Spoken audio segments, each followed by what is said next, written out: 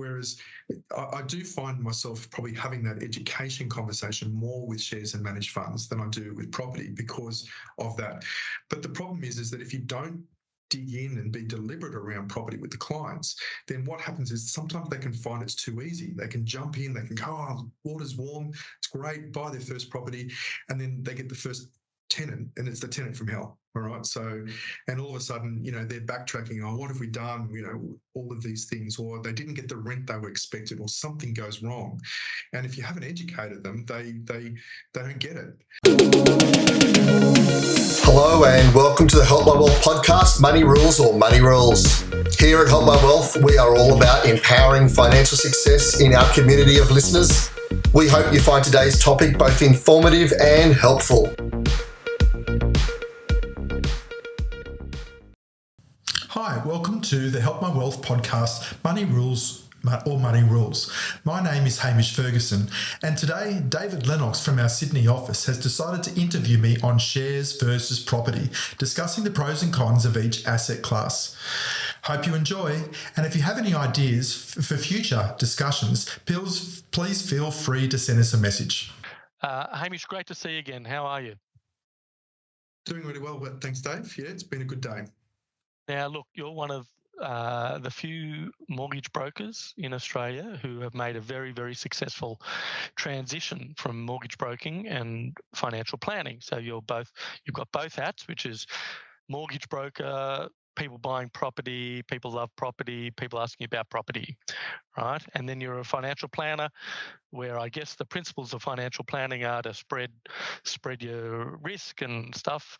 So you got these two quite different hats. So I thought today we'll get your take, having both hats, and you managing these situations very delicately, or from day to day in your life as a mortgage broker and financial planner. Shares versus property, right? Which one wins? So, how do you manage that question for people coming to you asking for financial advice? How do you approach that question?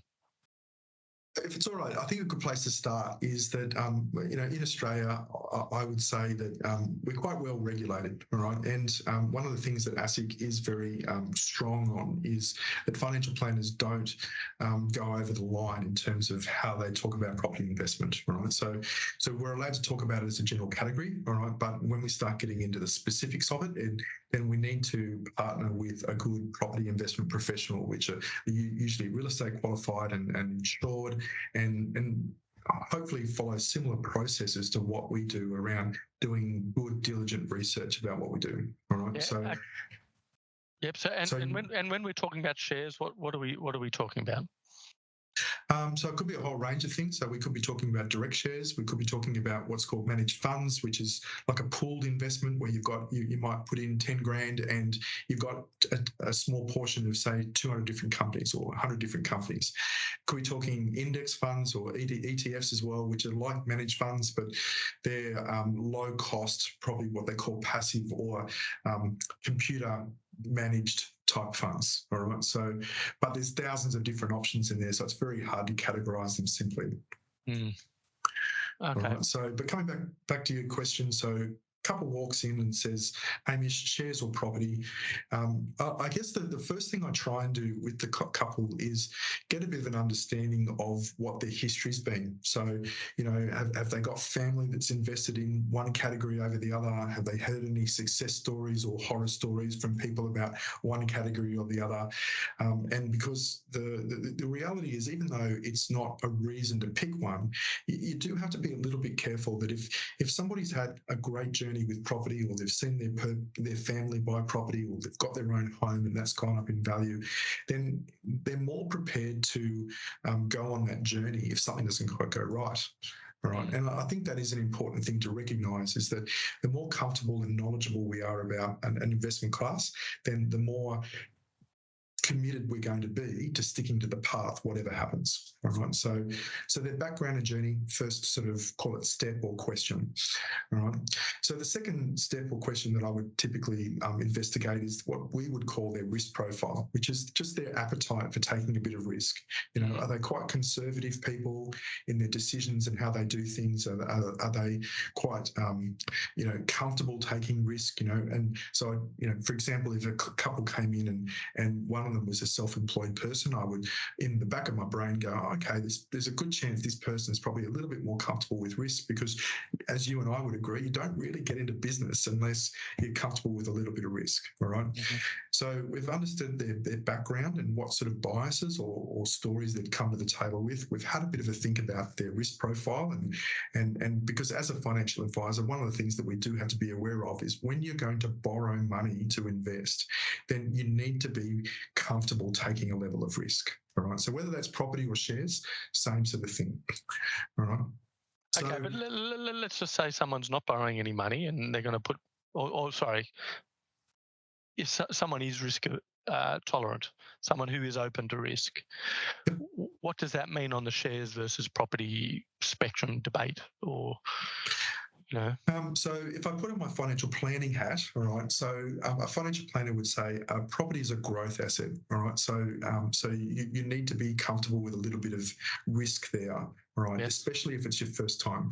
Whereas you can sort of design a shares portfolio to be more conservative, where it's got some bonds and fixed interest and credit type things, which would be by definition, and this is not a definition made by me, it's sort of by the industries, right? Would have a lower level of risk. All right. So, and if I can draw quickly for people that are on YouTube or something, it's this volatility that you want to sort of try and work out that how comfortable are you going on that roller coaster ride? And while property has a different thing, it generally has a call it a bit of a boost, and then it has a flat sort of line for a while it waits for the economy to catch up, and then it has a kick along again. So we sort of call it the step graph, as opposed to, you might call it the snake, which is the shares type thing. So does that answer that question?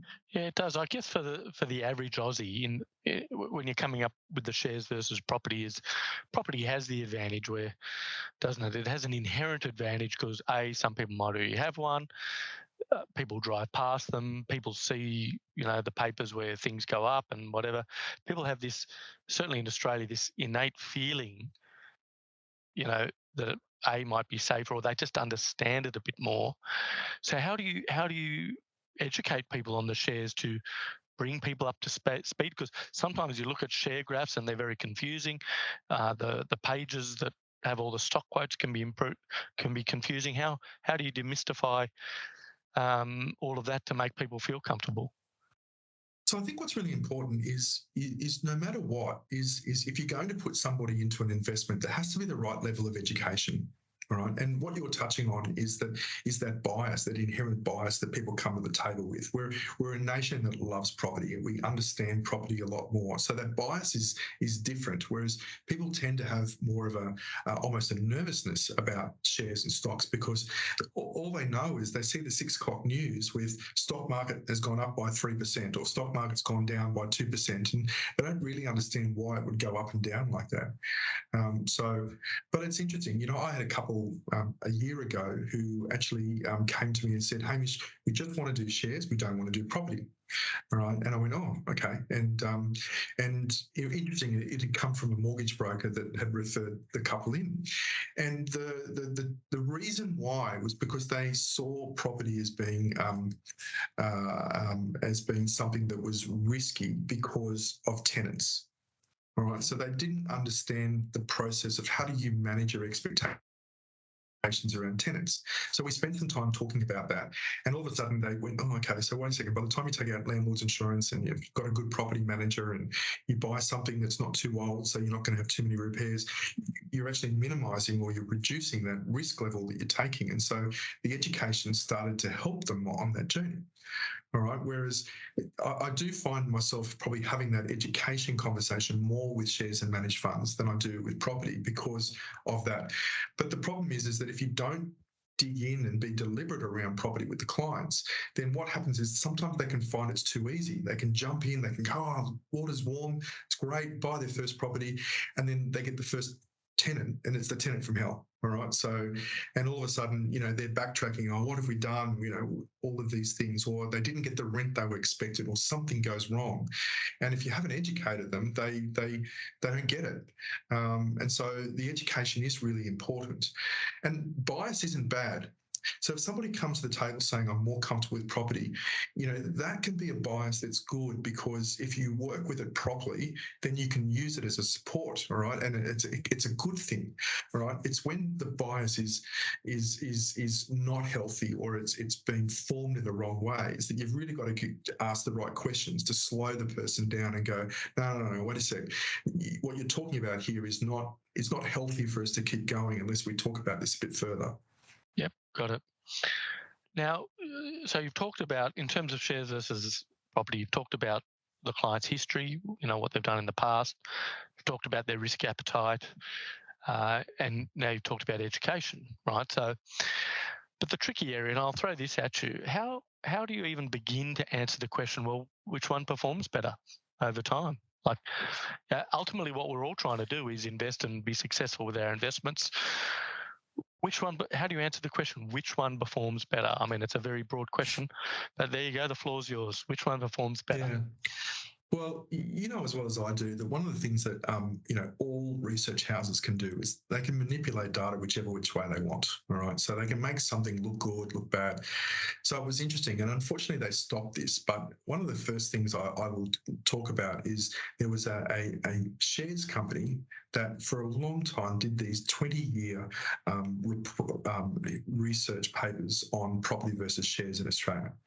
And unfortunately, it stopped about, I think, just before COVID, so about 3 years ago. But at the last report time, over 20 years, they basically talked about shares and property as a generic class across Australia behaving within 0.2% of each other. Mm.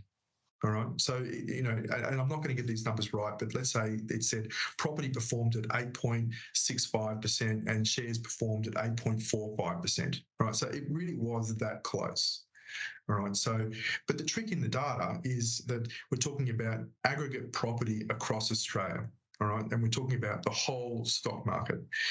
Now you start saying, well, what if I want to buy a property in Melbourne or Perth or Brisbane? Well, you can't use that number for an aggregate across the whole country. You've got to dig into that area and what's going on there and that sort of thing.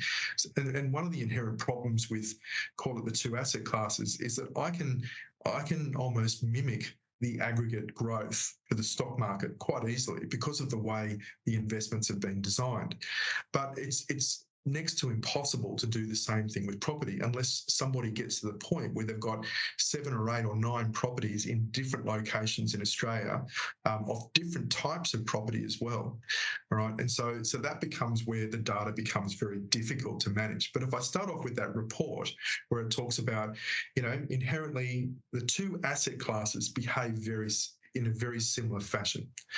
So then what I do is I talk about, the biggest separator when it comes to shares and managed funds versus property is how we buy them. So in other words, it's loans, debt.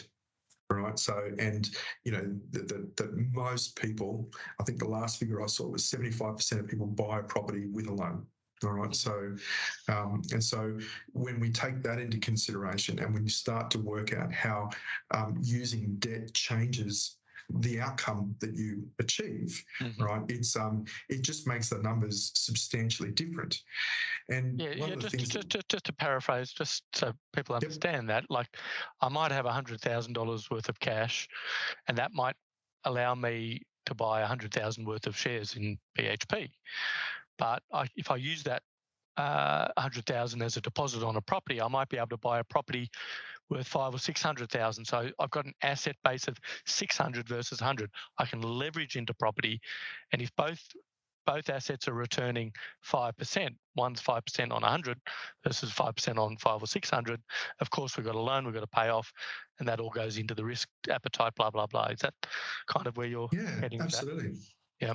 And whilst you can do something similar with shares, right? So it's harder, and it's harder to get your head around as well. All right. So whereas property is just a natural, you could almost ask at the pub, who thinks you can buy a property without a loan? And you'd find at least half the people would go, no, you can't do it without a loan. Right? Well, of course you can, but you've got to have a lot of money to do it.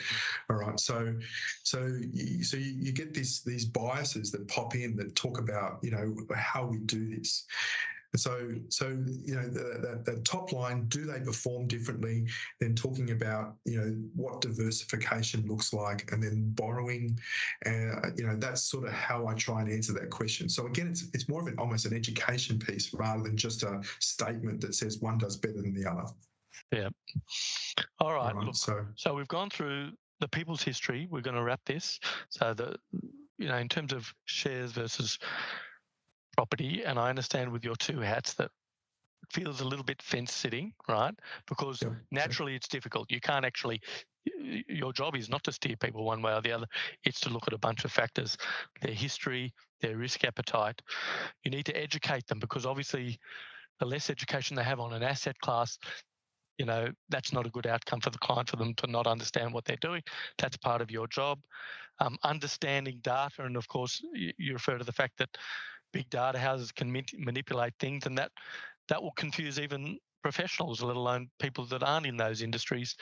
And then factoring in how people buy certain assets will also impact that property versus shares. So do you have anything to add to that? Yeah, look, what I will say is that the other thing is time. All right. So if somebody's got a time horizon of, say, 3, 4, or 5 years, that can impact the decision as well. So because I don't know what your experience is, Dave, but my experience is generally with property, you've really got to commit to it for call it a 7 to 10 year time frame. So if somebody says, I've got this goal in 5 years, right? So it's harder for me to have a conversation around property. All right. So, but what I would say is that even though it feels like fence sitting, the real benefit is that if you sit down with the right person and have a conversation for no more than an hour, I can almost guarantee that most people will walk out knowing whether they want to go down the path of property or shares. And I think that's the key thing, is that it's really having a conversation about all of these ingredients to then determine what the first step is. And I would say that, a good, healthy portfolio has both. But yeah, that's probably the conclusion I can make. No problem. All right. But, maybe we need a part 2 to this conversation. But, come on, just give us even if the vote is 51-49, where's it leaning? Do you have a lean? Look, I think a lot of people have been frightened by the stock market over the last 2 or 3 years. It's had a bit of a comeback of late, all right? And so, but in essence, you get that volatility. It's been extremely volatile in the stock market for the last 2 or 3 years, ever since the beginning of COVID. And then you also get, all of these stories that are coming out around, lack of supply with property, tenants, having to pay extra rent and things like that. Look, it is hard to come out and say that one's better than the other, but I think a lot of people would find it hard to go against property at the moment, as long as they've got the right ingredients in place. They understand what they're doing and all the rest of it. Great. That's an awesome wrap. Anything to add to that?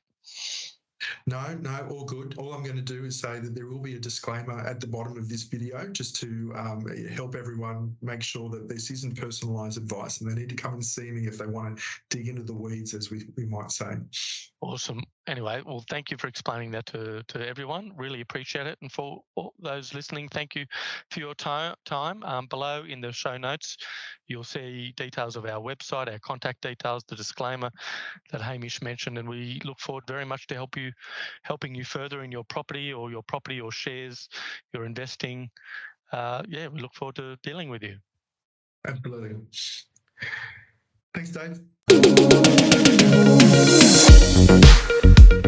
The information discussed by the Help My Wealth and the Money Rules podcast is for education and entertainment purposes only, and is general in nature, and it is not advice. It is not intended as a substitute for professional finance, legal or tax advice. It is is aimed to provide a general understanding of each topic and should not be relied upon to make an investment or financial decision. It is strongly suggested that you seek professional advice regarding your own individual circumstances before making a financial decision. Help My Wealth and the hosts of the Money Rules and Money Rules podcast are not aware of your personal financial circumstances. Before making any financial decisions, you should read the product disclosure statement and, if necessary, consult a licensed financial professional. Do not take financial advice from a podcast. In the spirit of reconciliation, Help My Wealth and the Money Rules or Money Rules podcasts acknowledge the traditional custodians of country throughout Australia and their connections to land, sea and community.